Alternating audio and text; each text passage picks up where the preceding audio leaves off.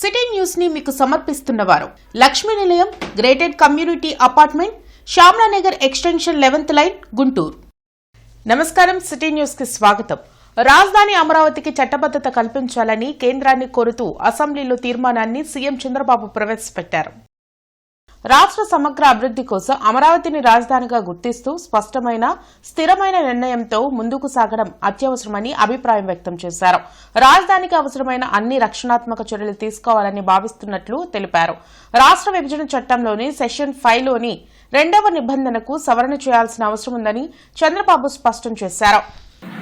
అమరావతిని రాష్ట్ర రాజధానిగా గుర్తిస్తూ స్పష్టమైన స్థిరమైన నిర్ణయంతో ముందుకు సాగడం అత్యవసరమని అభిప్రాయపడుతున్నాం. దీనికి అవసరమైన అన్ని రక్షణాత్మక చర్యలు తీసుకోవాలని భావిస్తూ సంబంధిత చట్టాల్లో తగిన సవరణలు చేయడం, రాజధానిపై స్పష్టతను స్థిరత్వాన్ని కల్పించవచ్చని గుర్తిస్తూ ఆంధ్రప్రదేశ్ శాసనసభ క్రింది విధంగా తీర్మానం అన్ని రక్షణాత్మక చర్యలు తీసుకోవాలని భావిస్తూ సంబంధిత చట్టాల్లో తగిన సవరణలు చేయడం ద్వారా రాజధానిపై స్పష్టతను స్థిరత్వాన్ని కల్పించవచ్చని గుర్తిస్తూ ఆంధ్రప్రదేశ్ శాసనసభ క్రింది విధంగా తీర్మానిస్తోంది. Hereby resolve to request the government of India to amend the section 5 of the Andhra Pradesh Reorganization Act 2014 as under A. To include the word at Amaravati to subsection 2 of section 5. B. To add the words and Amaravati includes the capital city areas notified under Andhra Pradesh Capital Region Development Authority Act 2014 to the explanation to section 5. ఈ తీర్మానాన్ని చర్చించి దీన్ని బలపరచవలసిందిగా సంప్రదించవలసిందిగా అందరినీ కోరుకుంటూ సెలవు తీసుకుంటాం. Internet చరిత్రలో సంచలనం సిటీ బ్రాడ్బ్యాండ్. ఇప్పుడు ఇంటింటికి ఇంటర్నెట్, సిటీ నుంచి గ్రామం వరకు అదే స్పీడ్. మీరు ఈ రోజే సిటీ బ్రాడ్బ్యాండ్ కుటుంబంలో చేరండి. రాజధాని అమరావతికి చట్టబద్దత కల్పించాలంటూ అసెంబ్లీలో ప్రత్యేక సమావేశం జరిగింది. శాసనసభలో తీర్మానం ప్రవేశపెట్టే ముందు స్పీకర్ అయ్యన్న పాత్రుడు తన అభిప్రాయాన్ని వెల్లడించారు. రాష్ట్ర ప్రగతికి ఎదురయ్యే సవాళ్లను శాశ్వతంగా తొలగించే యజ్ఞమిదని చెప్పారు. గత ప్రభుత్వం రాష్ట్ర విధ్వంసానికి కంకణం కట్టుకోవడం దురదృష్టకరమని వ్యాఖ్యానించారు. కనీసం ఈ రోజైనా ఆ 11 మంది వస్తారని భావించానని, తీర్మానంను బలపరిచి చేసిన తప్పులపై పశ్చాత్తాపం చెందుతారని ఆశించినా ఫలితం శూన్యమని అన్నారు. ముక్త కంఠంతో తెలుగు ప్రజలందరికీ రాష్ట్ర అభివృద్ధి పట్ల మనకున్న చిత్తశుద్ధిని, అంకిత భావాన్ని చాటి చెప్పే అవకాశం ఇది. తెలుగు జాతి ప్రగతిని ఎవరు అడ్డుకోలేరు అని ఘంటాపథంగా ప్రకటించారు. కనీసం ఈ రోజైనా ఆ 11 మంది వస్తారని ఆశించాను. ఈ తీర్మానం బలపరిచి తమ తప్పులను పశ్చాత్తాపడతారనుకున్నాను.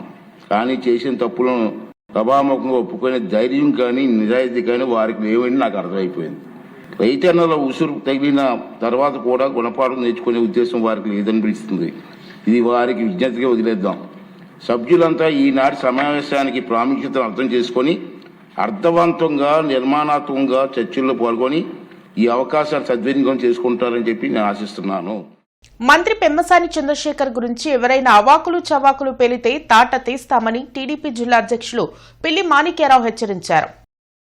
అరండల్పేటలోని టీడీపీ కార్యాలయంలో జరిగిన మీడియా సమావేశంలో జిల్లా అధ్యక్షులు పిల్లి మాణిక్యారావు, ఏపీఐడీసీ చైర్మన్ డేగల ప్రభాకర్ మాట్లాడారు. రాజధానికి రక్షణ చట్టాన్ని తెచ్చేందుకు అసెంబ్లీ సమావేశం పెట్టిన చంద్రబాబుకు ధన్యవాదాలు తెలిపారు. రాష్ట్ర విభజన వలన ఆంధ్ర ప్రజలు ఎన్నో ఆటుపోట్లు ఎదుర్కొన్నారని గుర్తు చేశారు. మాజీ ముఖ్యమంత్రి జగన్మోహన్ రెడ్డి రాష్ట్రాన్ని గాయాల పాలు చేశారని ఆరోపించారు. జగన్ రాష్ట్ర ప్రజలను అవమానపరచడమే కాకుండా అభివృద్ధిని కూడా అడ్డుకుంటున్నారని అన్నారు. జగన్ తన వ్యాఖ్యల ద్వారా రాష్ట్రానికి పరిశ్రమలు రాకుండా చేయాలని కుట్రలు చేస్తున్నారని చెప్పారు. జగన్ ని ఒక్క మాటతో చంపేస్తాము, కానీ అది మా సంస్కారం కాదన్న పెమ్మసాని వ్యాఖ్యలను వైసీపీ నాయకులు వక్రీకరించి మాట్లాడుతున్నారని మండిపడ్డారు.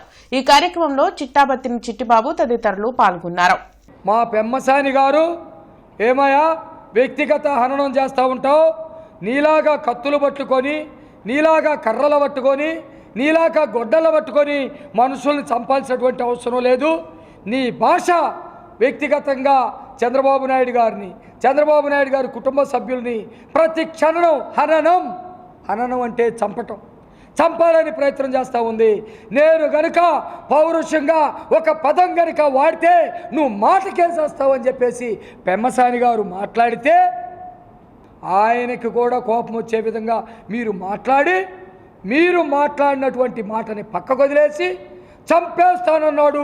చంపుతారా అంటే అయ్యా, పెమ్మసాని గారు రక్తం ఇచ్చి ప్రాణం ఇచ్చినటువంటి తండ్రిని విమానాలెక్కించి చంపించేటువంటి క్రూరుడు కాదు. ఇవాళ చంద్రబాబు నాయుడు గారు మొహం చూస్తేనే అనేక పరిశ్రమలు బారులు తీరి నిలబడి ఇలా వైజాగ్లో కానీ ఎక్కడ పరిశ్రమలు పెట్టినా కానీ నిన్న నిప్పల్ స్టీల్ వాళ్ళు కూడా వచ్చి మేము పెడతామని చెప్పేసి అతిపెద్ద పరిశ్రమ ఉక్కు పరిశ్రమలు కూడా వచ్చినటువంటి మరి ఇవన్నీ కూడా చూస్తూ ఉన్నారు. నువ్వు చెప్పినంత మాత్రాన మీ పార్టీ నాయకులు అంబాబు రాంబాబు లాంటి వాళ్ళు మాట్లాడినంత మాత్రాన దేశ భవిష్యత్తు ప్రగతి ప్రతి ఒక్కరు కూడా చూస్తూ ఉన్నారు. ఎవరు ఈ రాష్ట్రానికి అభివృద్ధి చేస్తున్నారు, సంక్షేమం తీసుకొస్తున్నారు, పరిశ్రమలు తెస్తున్నారు అనేది ప్రతి ఒక్కరు కూడా గమనిస్తున్నారు. రాంబాబు గారు ఇప్పుడైనా కానీ మీరు ఒళ్ళు దగ్గర పెట్టుకొని మాట్లాడే విధానం. గిరిజన సంక్షేమ శాఖ వసతి గృహాలను జిల్లా కలెక్టర్ ఏ తమీం అన్సారియా పరిశీలించారు. మస్తాన్ దర్గా వెనుక ఉన్న గిరిజన సంక్షేమ శాఖ వసతి గృహాన్ని, ఏటగ్రహారం 13వ లైన్లో ఉన్న గిరిజన సంక్షేమ శాఖ వసతి గృహాన్ని కలెక్టర్ చెక్ చేశారు. వంటగదులను, డార్మిటరీలను తనిఖీ చేశారు. ఆహార పదార్థాల నాణ్యతను పరిశీలించారు. విద్యార్థులతో ముఖాముఖి మాట్లాడి వారి సమస్యలను అడిగి తెలుసుకున్నారు.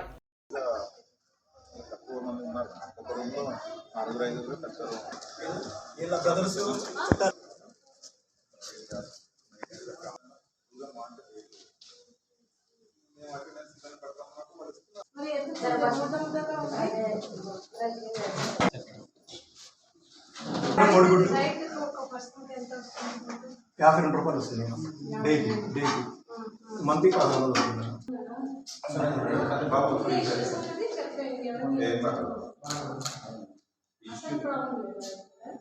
రాష్ట్రంలో 2 రోజుల పాటు వడగాల్పులు వీచే అవకాశం ఉందని విపత్తు నిర్వహణ సంస్థ హెచ్చరించింది. ప్రజలు అప్రమత్తంగా ఉండాలని, అవసరమైతే తప్ప బయటకు రావద్దని సూచించారు. డీహైడ్రేషన్ కాకుండా మంచినీరు తాగడంతో పాటు ఎండల్లో తిరిగేటప్పుడు క్యాప్లు, గొడుగులు వాడాలని తెలిపారు. రాజ్యాంగబద్దంగా రాజకీయ పార్టీలు వ్యవహరించాలే కానీ సంఖ్యాబలం ఉందని ఇష్టమొచ్చినట్లు ప్రవర్తించకూడదని జనసేన నాయకులు చందు సాంబశివరావు పేర్కొన్నారు. జనసేన పార్టీ సీనియర్ నాయకులు మిర్యాల గోపీకుమార్ ఆధ్వర్యంలో జనసేన క్రియాశీలక సభ్యత్వ నమోదు కార్యక్రమం అమరావతి రోడ్లో జరిగింది. ఈ సందర్భంగా మాజీ శాస్త్రవేత్త చందు సాంబశివరావు మాట్లాడుతూ, ప్రజాస్వామ్య స్ఫూర్తిని కాపాడుతూ ప్రజలకు అండగా ఉండే పార్టీని కాపాడాల్సిన బాధ్యత అందరి మీద ఉందన్నారు. భావాలు ముఖ్యం కానీ సంఖ్యాబలం ముఖ్యం కాదన్నారు. అందుకే ప్రజల కోసం నిరంతరం కృషి చేస్తున్న జనసేన పార్టీని ఆదరించాలని పిలుపునిచ్చారు.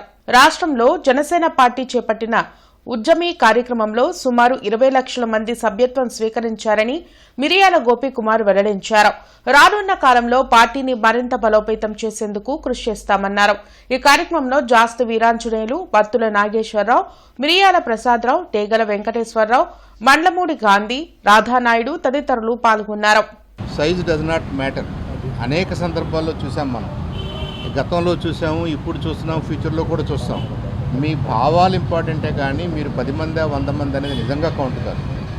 ఆ 100 మంది అనుకున్న వాళ్ళకు కూడా 5-10 మంది నిజంగా సహాయపడగలరు.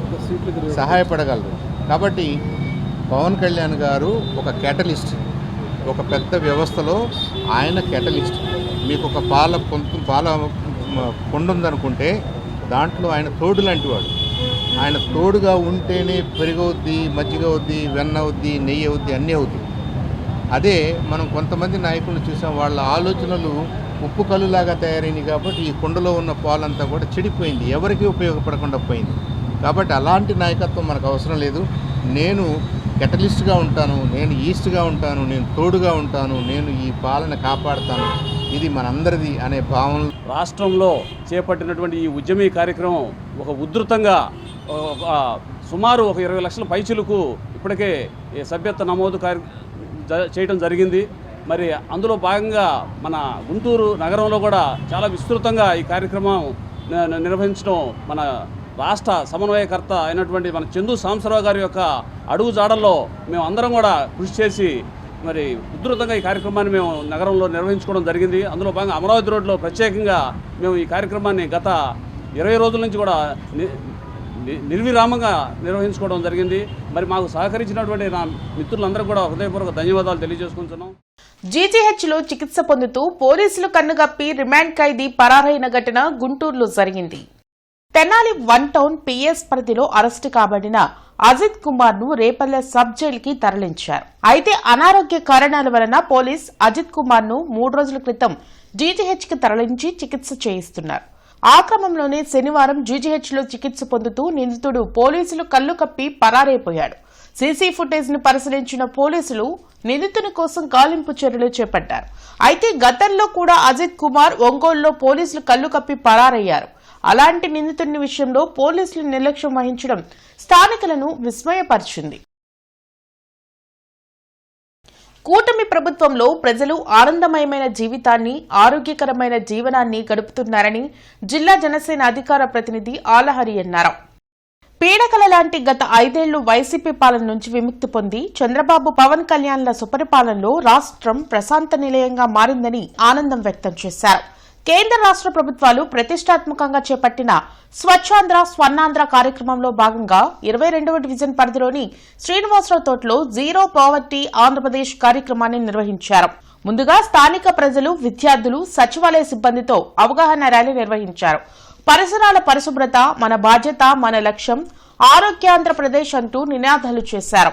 ఈ సందర్భంగా ఆళ్లహరి మాట్లాడుతూ రాష్ట్రాన్ని, నియోజకవర్గాన్ని, డివిజన్ను, తమ చుట్టుప్రక్కల ప్రాంతాలను, తమ ఇంటిని పరిశుభ్రంగా ఉంచుదామన్న బాధ్యతతో ప్రజలు ఈ స్వచ్ఛాంధ్ర స్వర్ణాంధ్ర కార్యక్రమాన్ని విజయవంతం చేయాలని కోరారు. కార్యక్రమంలో టీడీపీ డివిజన్ అధ్యక్షులు చింతకాయ వెంకట సాయి, సుబాని, నాగూర్, రంగా, సుబ్బారావు, బాలకృష్ణ తదితరులు పాల్గొన్నారు. ముఖ్యంగా ప్రతి నెల 3వ శనివారం ఒక ప్రత్యేకమైనటువంటి అంశాన్ని తీసుకొని దాని మీద ప్రజలు అవగాహన కలిగించి రాష్ట్రాన్ని స్వచ్ఛాంధ్రగా స్వర్ణాంధ్రగా తీర్చిదిద్దే క్రమంలో ప్రతి నెల 3వ శనివారం ఇలాంటి కార్యక్రమాలు చేయడం అనేది చాలా సంతోషకరమైన విషయం.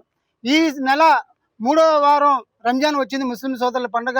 కాబట్టి ఈ నెల 4వ శనివారం ఈ రోజున ఈ స్వర్ణాంధ్ర కార్యక్రమాన్ని ఏర్పాటు చేయడం జరిగింది.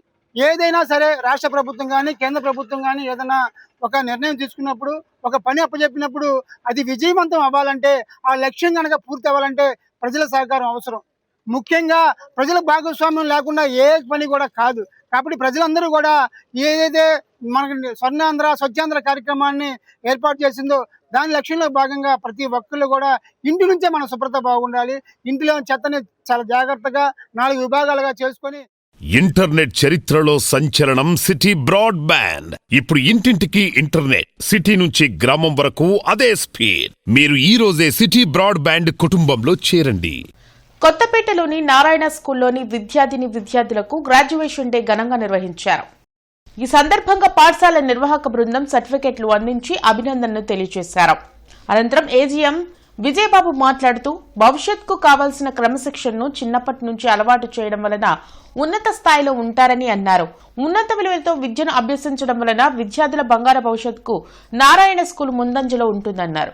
స్కూల్ అధ్యాపక బృందం ఒక్క చదువే కాకుండా ఆటపాటలతో పాటు ప్రతి విద్యార్థిపై ప్రత్యేక శ్రద్ధ వహిస్తూ ఉంటారని అన్నారు. నారాయణ స్కూల్ ఇంటిగ్రేటెడ్ సిలబస్ లో ప్రతి విద్యార్థికి శిక్షణ ఇస్తూ విద్యార్థుల భవిష్యత్తుకి బంగారు బాటలు వేయడమే నారాయణ స్కూల్ ముఖ్య లక్ష్యంగా ముందుకు సాగుతుందని అన్నారు. ఈ కార్యక్రమంలో ఈ చామ్స్ R&D హెడ్ వాణి, ఈ kids R&D head Maria Patrick, ఈ చామ్స్ కోఆర్డినేటర్ బేబీ రాణి, ఈ kids coordinator SK Shamim, principal SK Subhani, vice principal Pravallika, ఈ కిడ్స్ వైస్ ప్రిన్సిపల్ సింధియా మరియు ఉపాధ్యాయులు, విద్యార్థుల తల్లిదండ్రులు పాల్గొన్నారు. ఈ గ్రాడ్యుయేషన్ డే సెలబ్రేట్ చేయడంలోని ముఖ్య ఉద్దేశం ఏంటంటే పిల్లలు ఒక స్టేజ్ నుంచి నెక్స్ట్ స్టేజ్కి వెళ్ళేటప్పుడు ఈ స్టేజ్లో వాళ్ళు సాధించిన విజయాలని వాళ్ళకి ఒక మోటివేషన్గా ఇస్తూ రాబోయే స్టేజ్లో అంటే ప్రైమరీ నుంచి హై స్కూల్కి వెళ్ళేటప్పుడు ఈ కిడ్స్ నుంచి ప్రైమరీకి వచ్చేటప్పుడు వాళ్ళు ఎంత బాధ్యతతో ఉండాలో అనేదాన్ని బాధ్యతని వాళ్ళని గుర్తు చేస్తూ వాళ్ళ సక్సెస్ని అభినందిస్తూ వాళ్ళని తర్వాత క్లాసులో పంపించడం జరుగుతూ ఉంది. సో ఇలా పంపించే ప్రాసెస్లో పిల్లలు వాళ్ళ భవిష్యత్తుని అత్యద్భుతంగా ఉండాలని ఆశిస్తూ టీచర్స్ అందరూ అలాగే మేనేజ్మెంట్ అందరూ వాళ్ళని ఆశీర్వదిస్తూ తల్లిదండ్రులు ఇప్పటివరకు ఇచ్చిన సహాయ సహకారాలకి కృతజ్ఞతలు చెప్తూ మనం ఈ సెలబ్రేషన్ చేయడం జరుగుతుంది. ఇవే బులెటిన్ విశేషాలు. మరిన్ని అప్డేట్స్ తో మళ్ళీ కలుద్దాం. అంతవరకు సెలవు. నమస్కారం. సిటీ న్యూస్ ని మీకు సమర్పించిన వారు Lakshmi Nilayam, gated community apartment, Shyamlanagar extension 11th line, Guntur.